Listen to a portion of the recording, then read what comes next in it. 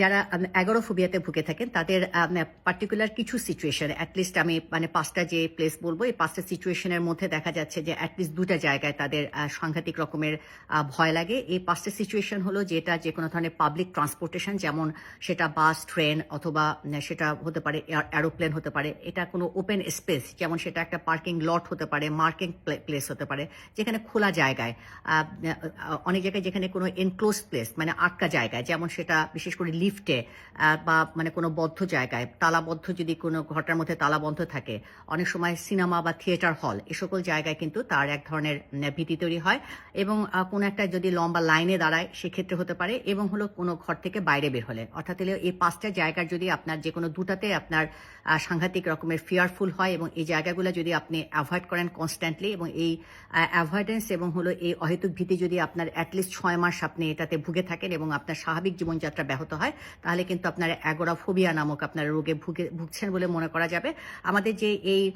মানে fear response ছাড়া যে জিনিসটা হয়, ব্যক্তির আসলে মনে হয় যে আমি এই সিচুয়েশনগুলোতে ফেস যদি করি তাহলে যে প্যানিক অ্যাটাক লাইক সিমটম হবে, তাহলে বোধহয় আমি আর হেল্প পাবো না। স্পেসিফিক্যালি যে জায়গাগুলোতে ব্যক্তি সহজে পালিয়ে যেতে পারবে না, বের হয়ে যেতে পারবে না, সেই জায়গাগুলোতে কিন্তু এই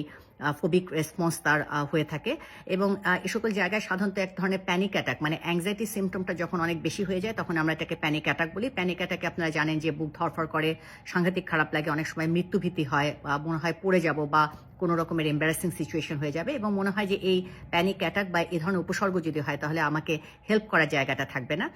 এবং এই মানে সাধারণত যারা অ্যাগোরাফোবিয়াকে ভুগে থাকে, এই প্লেস যেটা বললাম যে ৫টা প্লেস, এটার ৫টা প্লেসের অ্যাটলিস্ট ২টা প্লেসে অলমোস্ট অলওয়েজ হলো কোনো না কোনো তার একটা অ্যাংজাইটি সিমটম তারা তৈরি করবে, এবং সাধারণত এই জায়গাগুলা তারা অ্যাভয়েড করে। দেখা যায় যে মসজিদের জামাতে অনেকে যাদের ভয় লাগে তারা একটা সেফ প্লেস কিন্তু তারা